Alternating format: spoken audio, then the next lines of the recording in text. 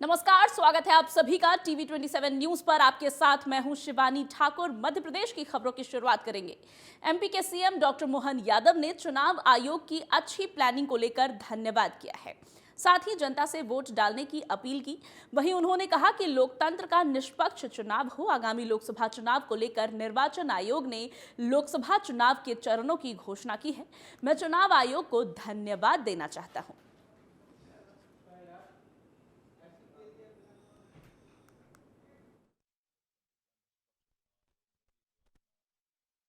लोकतंत्र का निष्पक्ष चुनाव आयोग ने भी जो अपना आगामी चुनाव के चरणों की घोषणा की है, मैं धन्यवाद देना चाहूँगा चुनाव आयोग को, जिन्होंने अपने पूरे इलेक्शन प्रोग्राम को बहुत अच्छे ढंग से पर्याप्त समय देते हुए सबकी पूरे देश का इतना बड़ा भौगोलिक देश और अलग अलग प्रकार की परिस्थितियां, अलग अलग प्रकार के मौसम, अलग अलग प्रकार के सारे वातावरण के बावजूद भी उनने चुनाव की बहुत अच्छी प्लानिंग की है।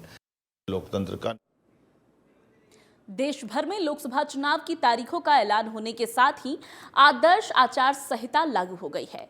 एमपी की 29 लोकसभा सीटों पर 4 चरणों में मतदान संपन्न होगा। निर्वाचन आयोग ने इसको लेकर तैयारियां तेज कर दी है। मुख्य निर्वाचन पदाधिकारी अनुपम राजन ने बताया कि मध्य प्रदेश में शुरुआती 4 चरणों में मतदान संपन्न कराया जाएगा।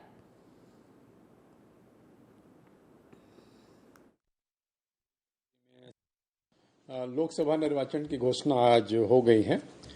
जो भारत निर्वाचन आयोग द्वारा जो घोषणा की गई है लोकसभा की तारीखों का, उसके हिसाब से मध्य प्रदेश में चुनाव 4 चरणों में होंगे। पूरी कंट्री में 7 फेजेज में इलेक्शन है, अपने यहाँ 4 फेज में इलेक्शन होगा। हमारे यहाँ जो शुरुआती 4 फेज हैं, first phase, second phase, third phase और फोर्थ फेज, इन चारों फेज में जो हमारी टोटल 29 पार्लियामेंट्री कॉन्स्टिट्यूंसीज हैं, वो अलग अलग इन फेजेस में उनमें चुनाव हो। बुलेटिन में अब बड़ी खबर का रुख करेंगे। 18 मार्च को कांग्रेस के प्रत्याशियों का ऐलान होगा। 18 प्रत्याशियों के नामों का ऐलान करेगी कांग्रेस। अब तक कांग्रेस ने 10 उम्मीदवारों के नामों का ऐलान किया है। केंद्रीय चुनाव समिति की बैठक में अंतिम मुहर लगेगी। इस वक्त की बड़ी जानकारी आपको दे रहे हैं। अब तक कांग्रेस ने 10 उम्मीदवारों के नामों का ऐलान किया है। केंद्रीय चुनाव समिति की बैठक में इन नामों पर मुहर लगेगी और 18 प्रत्याशियों के नाम का ऐलान करेगी कांग्रेस। कांग्रेस अभी 18 प्रत्याशियों के नाम का ऐलान करने वाली है। अभी तक उसने 10 उम्मीदवारों के नामों की घोषणा की है। केंद्रीय चुनाव समिति की बैठक होनी है और केंद्रीय चुनाव समिति की बैठक में प्रत्याशियों के नाम पर मुहर लगेगी। इस वक्त की बड़ी जानकारी, बड़ी अपडेट कांग्रेस की ये सामने आई है कि कांग्रेस, जिसने अब तक 10 उम्मीदवारों के नामों की घोषणा की है, 18 और प्रत्याशियों के नाम का ऐलान करने वाली है। 18 मार्च को कांग्रेस अपने प्रत्याशियों के नाम की घोषणा करेगी।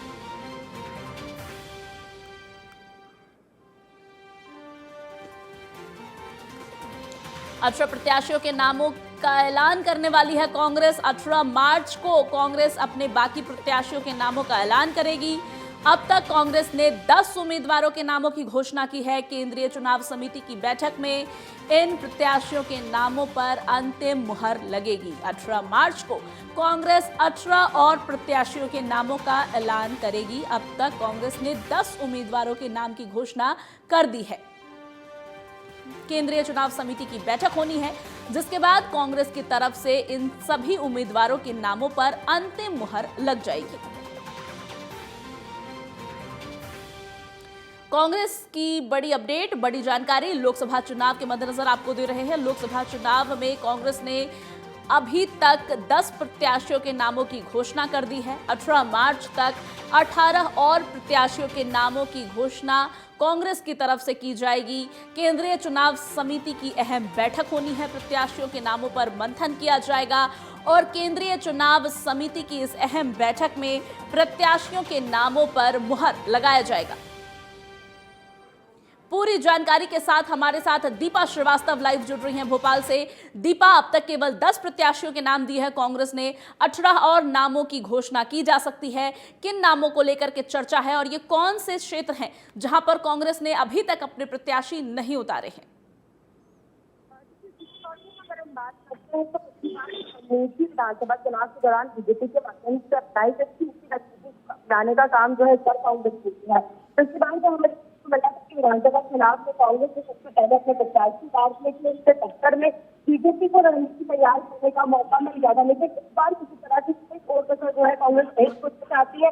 इसलिए लगातार प्रयास ये किया गया कि तमाम नामों की तो चर्चा हो, लेकिन पहले बीजेपी का इंतजार किया जाए। अब जब बीजेपी ने तमाम प्रत्याशियों को उतार दिया है, इसके बाद अब कांग्रेस जो है तैयारी में है कि कल यानी कि 18 मार्च को 18 प्रत्याशियों के नाम जो है घोषित किए जाएंगे। तो जीतू पटवारी ने ये बात कही है कि शाम तक जो है यानी 18 मार्च की शाम तक तमाम जो 18 सीटों के प्रत्याशी हैं उनके नामों की घोषणा हो जाएगी। उसके पहले जिस तरह से चुनाव कमेटी की भी बैठक होनी है, केंद्रीय चुनाव कमेटी की बैठक होनी है, तो उसमें भी जो नाम है उनके ऊपर आखिरी चर्चा जो है वो होती हुई नजर आएगी। और कहीं ना कहीं कांग्रेस के नामों की अभी तक घोषणा नहीं हुई, जिसके कारण बीजेपी जो है वो भी चिंता में है, क्योंकि बीजेपी को ये डर सता रहा है कि हो सकता है कि जिन नामों की घोषणा बीजेपी के माध्यम से की गई है, कांग्रेस जब अपने प्रत्याशी उतारे तो वहां पर बीजेपी का जो समीकरण है वो भी बिगड़ सकता है। दीपा, इतना लंबा वक्त लगने के पीछे के कारणों को अगर समझने की कोशिश करें तो क्या कारण निकल करके सामने आते हैं? क्योंकि लोकसभा चुनाव अब बेहद नजदीक है, तारीखों की घोषणा कर दी गई है, लेकिन कांग्रेस की तरफ से अभी तक उनके उम्मीदवारों की सूची ही तैयार नहीं है। अभी तक 18 विधायकों या 18 उम्मीदवारों के नामों की घोषणा अभी तक बाकी है। चुनाव समिति की बैठक में ये अहम फैसले लिए जाएंगे। तो क्या कांग्रेस चुनाव के इतने नजदीक आकर भी चुनाव के लिए पूरी तरह से तैयार नहीं है? जी देखिए, पिछली बार इसी तरह की स्थिति बीजेपी की हमें देखने को मिल रही थी। विधानसभा चुनाव के दौरान हमने देखा था कि जब नॉमिनेशन के लास्ट डे से 2 दिन पहले तक जो है नामों की घोषणा की गई थी, और इसके पीछे कारण यही था कि तमाम समीकरणों को बिठाने में बीजेपी जुटी हुई थी।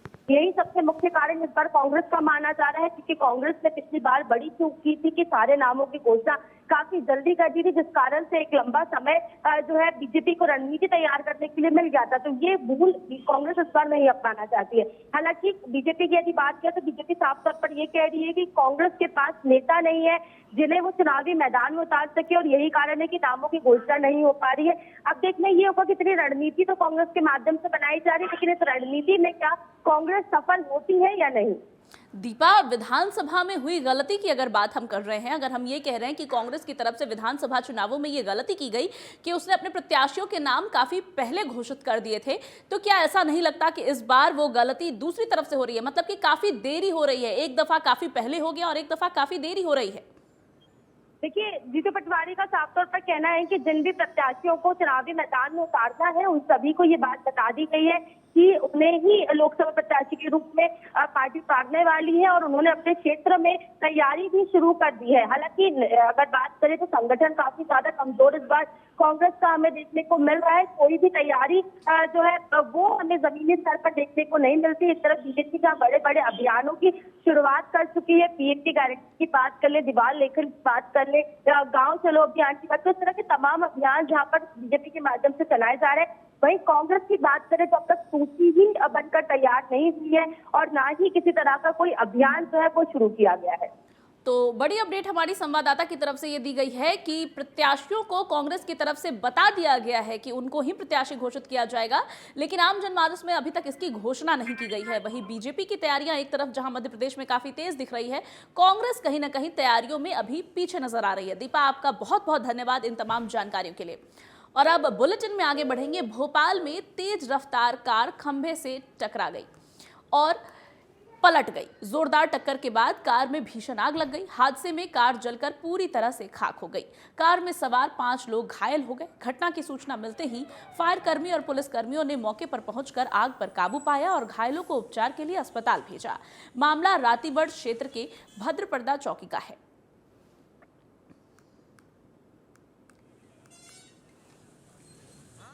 सड़क दुर्घटना की एक खबर सामने आ रही है, जहां कार में सवार 5 लोग घायल हो गए हैं। घायलों को उपचार के लिए अस्पताल भेजा गया है।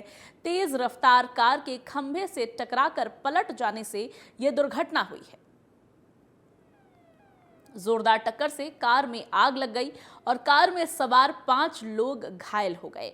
घायलों को उपचार के लिए अस्पताल में भर्ती करा दिया गया है।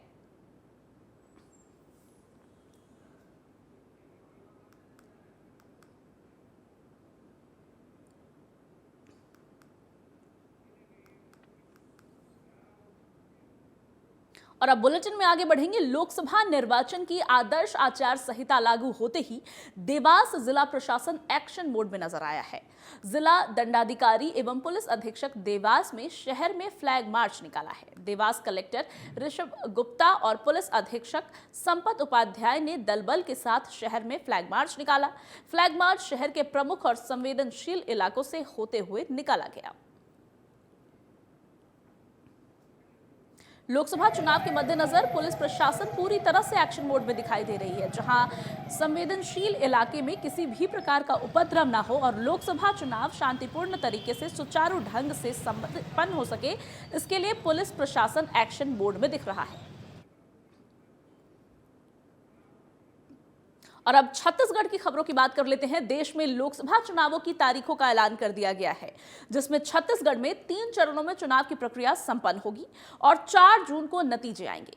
इधर चुनाव की तारीखों का ऐलान होने के साथ ही आदर्श आचार संहिता भी लागू कर दी गई है, जिसमें अंबिकापुर शहर सहित अन्य क्षेत्रों में लगे सरकार की जन कल्याणकारी योजनाओं के पोस्टर और कटआउट निकाले जा रहे हैं। अंबिकापुर में नगर निगम अमले के द्वारा शहर घड़ी चौक, गांधी चौक, अंबेडकर चौक सहित अन्य जगहों से बैनर, पोस्टर और कटआउट निकाले जा रहे हैं।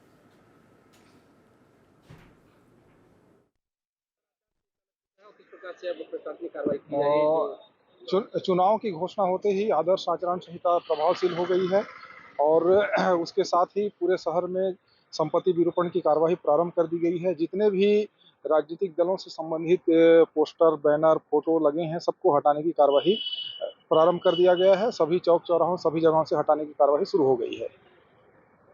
ये कार्रवाई सभी जगह चल रही है। अभी पूरे शहर में जितने भी चौक चौराहे हैं, जितने भी बैनर, पोस्टर लगे थे, सभी को हटाने की कार्रवाई अभी चल रही है। अगली खबर खैरागढ़ से है, जहां लोकसभा चुनाव के तारीखों का ऐलान होते ही आदर्श आचार संहिता लागू हो गया है। ऐसे में खैरागढ़ जिला प्रशासन भी चुनाव को लेकर पूरी तैयारी कर ली है। कलेक्टर चंद्रकांत वर्मा और एसपी त्रिलोक बंसल ने पत्रकार वार्ता की और उन्होंने बताया कि राजनांदगांव लोकसभा में मतदान 26 अप्रैल को होगा। इस लोकसभा में 4 जिला शामिल हैं, जिसमें खैरागढ़, छुई खदान, गंडई जिला में पहली बार लोकसभा चुनाव के लिए मतपेटी का वितरण करने से लेकर गिनती भी खैरागढ़ में ही होना है। यहां 380 मतदान केंद्र बनाए गए हैं।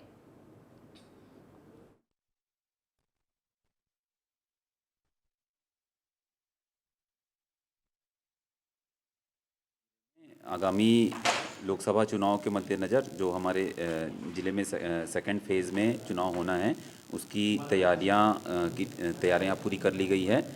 इस दौरान हमें सभी बूथ में पुलिस बल, इसके अतिरिक्त 18 पेट्रोलिंग पार्टियां, 4 flying squad, 4 static surveillance team, 7 quick response team, इसके अतिरिक्त 5 बॉर्डर चेक पोस्ट, जिसमें से 2 जो है अंतर्राज्यीय चेक पोस्ट होंगे, इसकी भी तैयारी हम लोगों ने कर ली है।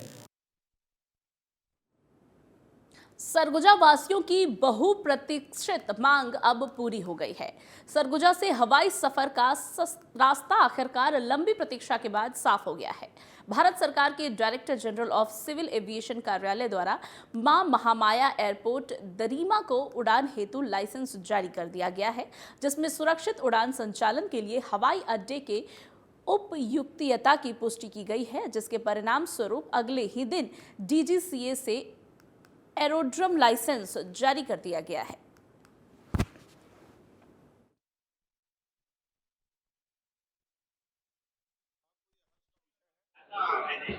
और आज लाइसेंस मिला, दे रहा है, दुरुस्त है। हमें तो उम्मीद थी कि जो उड़ान योजना में 15 एयरपोर्ट का उद्घाटन माननीय प्रधानमंत्री जी गत सप्ताह किए, उसमें इसको मिल जाता तो यहाँ से उड़ान भी चालू हो जाता। लेकिन चलिए, फिर भी ठीक है। हम लोगों को लगता है कि एक बहुत महत्वपूर्ण आवश्यकता थी और इस एयरपोर्ट का जो चालू होना, हमारी जो कांग्रेस की पूर्व सरकार थी, उसने बहुत मन के साथ इस काम को किया। भारत निर्वाचन आयोग नई दिल्ली द्वारा लोकसभा सामान्य निर्वाचन 2024 की घोषणा के साथ ही जिले में आदर्श आचार संहिता लागू कर दी गई है। शांतिपूर्ण और निष्पक्ष चुनाव के लिए सभी शस्त्रधारियों को संबंधित थाने में शस्त्र जमा कराने को कहा गया है। इस दौरान बेमेतरा कलेक्टर और जिला निर्वाचन अधिकारी रणवीर शर्मा ने आम लोगों से अपील की है कि वो ट्रैवलिंग करने के दौरान अधिक रकम और अन्य सामान ना रखें। साथ ही जो भी सामान या राशि ले जा रहे हैं उसकी रसीद रखें ताकि चेकिंग के दौरान किसी प्रकार की कोई परेशानी उन्हें ना हो।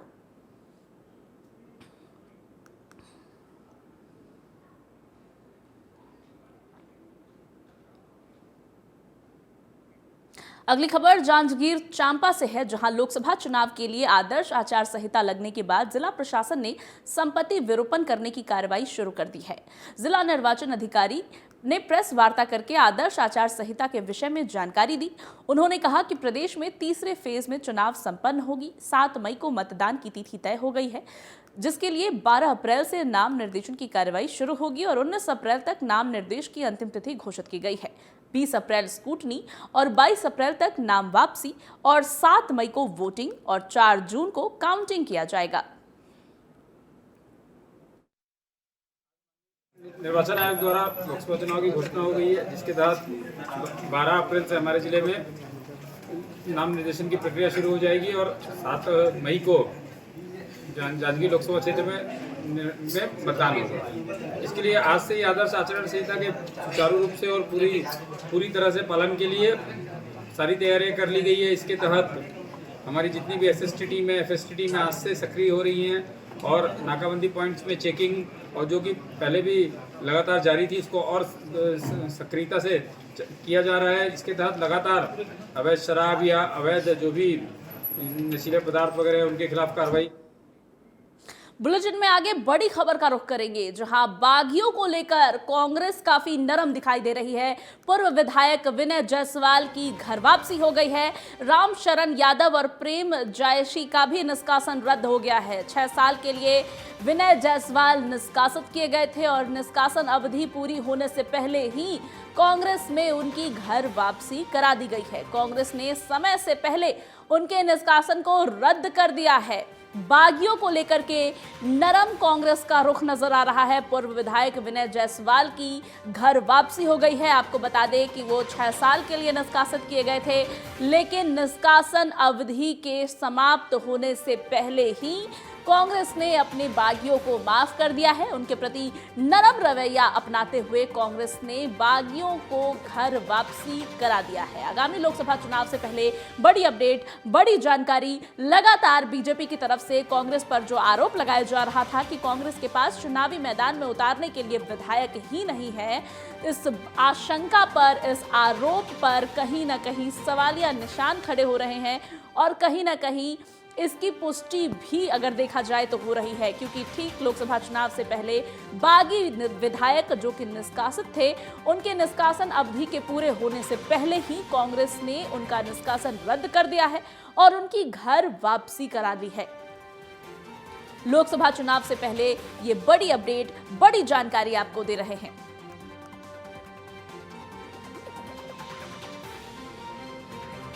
चुनाव लड़ाने के लिए कांग्रेस के पास उम्मीदवार नहीं है, कांग्रेस के कार्यकर्ता निराश है, ऐसे तमाम आरोप बीजेपी की तरफ से लगाए जा रहे थे और इन आरोपों पर एक तरह की पुष्टि मान सकते हैं इन फैसले को।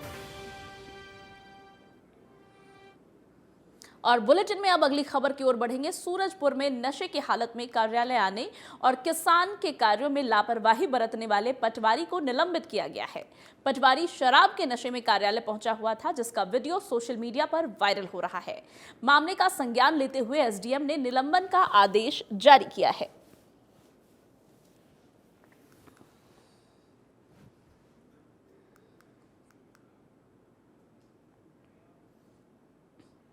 भारत निर्वाचन आयोग के द्वारा लोकसभा निर्वाचन 2024 के तहत निर्वाचन कार्यक्रम की अधिसूचना जारी कर दी गई है।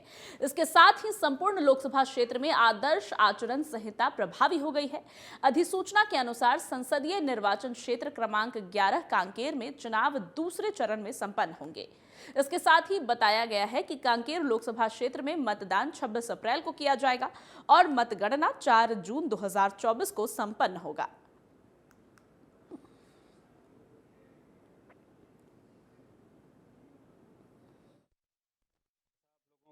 अभी थोड़ी देर पहले भारत निर्वाचन आयोग द्वारा प्रेस कॉन्फ्रेंस करके लोकसभा चुनाव 2024 का पूरा शेड्यूल जारी कर दिया गया है और इस घोषणा के साथ ही हमारे ज़िले में आदर्श आचार संहिता लागू हो गई है। इसके संबंध में बताना चाहूँगा, जैसा आप लोगों को ज्ञात है, राज्य में हमारे छत्तीसगढ़ राज्य में कुल 3 चरणों में मतदान होना है। प्रथम चरण में बस्तर लोकसभा का चुनाव है, द्वितीय चरण में कांकेर, महासमुंद और राजनांदगांव, और बाकी सभी लोकसभा क्षेत्रों का चुनाव तृतीय चरण में होगा। बुलेटिन में अब बड़ी खबर का रुख करेंगे। बेमेतरा सब स्टेशन में आग लगने की खबर सामने आ रही है।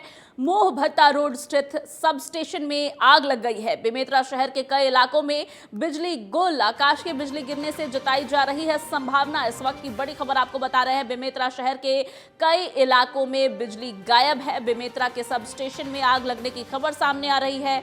मोह भट्टा रोड स्थित सब स्टेशन में आग लग गई है और आकाशीय बिजली गिरने की आशंका जताई जा रही है, संभावना जताई जा रही है, जिसको लेकर के बेमेतरा शहर के कई इलाकों में बिजली नदारद है। मोह भट्टा रोड स्थित सब स्टेशन में आग लगने की खबर भी सामने आ रही है।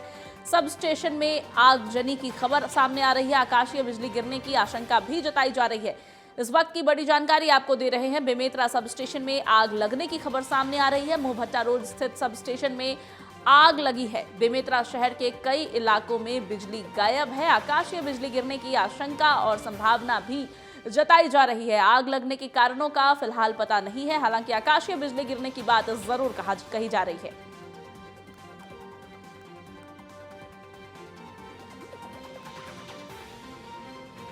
बेमेतरा शहर के कई इलाकों में बिजली गायब है। बेमेतरा सब स्टेशन में आग लगने की खबर सामने आ रही है।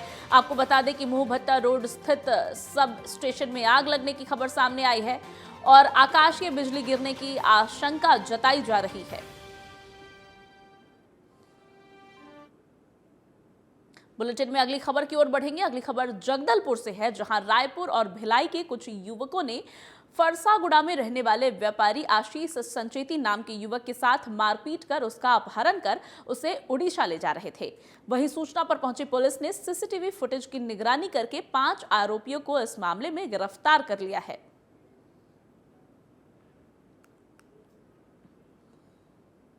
पुलिस को ये बड़ी सफलता मिली है, जहां सीसीटीवी फुटेज की मदद से, सीसीटीवी फुटेज के रिकॉर्डिंग की सर्वेलांस की मदद से पुलिस ने 5 आरोपियों को गिरफ्तार किया है।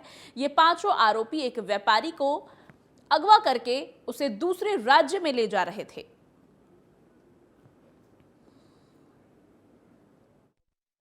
एक व्यापारी के यहाँ से सूचना हमको मिली थी कि कुछ लोग आए हैं, उनके साथ में थोड़ी मारपीट करके उनको गाड़ी में बिठाया गया और उसके बाद गाड़ी को जगदलपुर की तरफ वहाँ से ले जाया गया था। तत्काल सूचना मिलने पर हम लोगों ने घेराबंदी की, नाकेबंदी की पूरे नेशनल हाईवे पे, और हम लोगों को जगदलपुर से थोड़ी पहले हम लोगों को उस गाड़ी को इंटरसेप्ट करने में सफलता मिली। हमने गाड़ी को पकड़ लिया है और गाड़ी से जो व्यक्ति जिनको उठाकर ले जा रहे थे उनको सुरक्षित निकाल लिया गया है और जो 4-5 व्यक्ति जो आकर के जिन्होंने मारपीट की थी और गाड़ी में बिठाया था उनको भी हम लोगों ने पकड़ लिया है। इस बुलेटिन में फिलहाल इतना ही। खबरों का सिलसिला आगे भी लगातार जारी है। आप देखते रहिए TV27 न्यूज़।